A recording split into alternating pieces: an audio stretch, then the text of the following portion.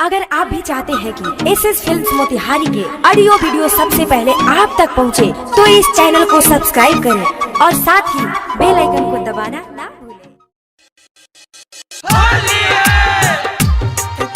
से होली खेली मोतिहारी मलसा सुधारदा तरह से होली खेली रिकॉर्डिंग स्टूडियो मलसा सुधार रंगवा अबीर बाहुरे लागत गुलाल बा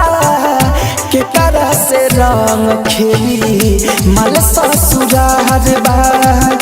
के तरह से रंग खेली मलसा सुधारदा रंगवा अबीर बाहुरे लागत गुलाल बा के तरह से होली खेली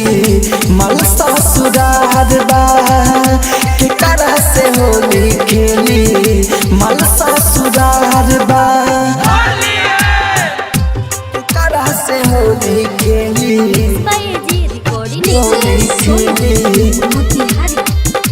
मलसा सुधारदा तरह से होली खेली मलसा सुधारदा पियता निदारों से गलते हम और गाजा रोता नियरवा रे बा जाई के बाजा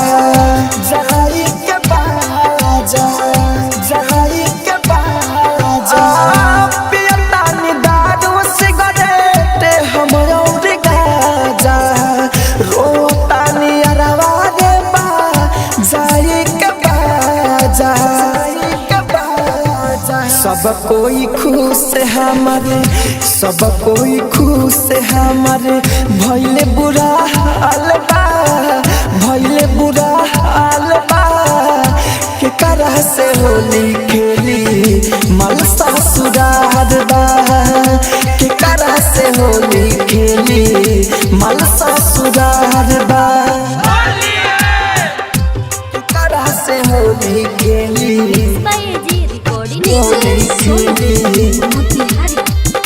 मलसा सुधारदा तरह से होली खेली मलसा सुधारदा राहुल राजधानी लोर गिरता आँख से भइली अकेला हम पिछला बैसाख से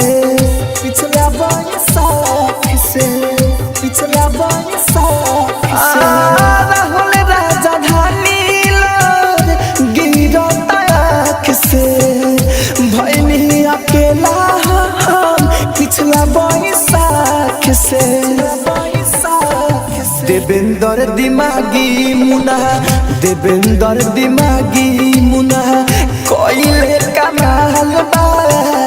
कोइले कमाल बा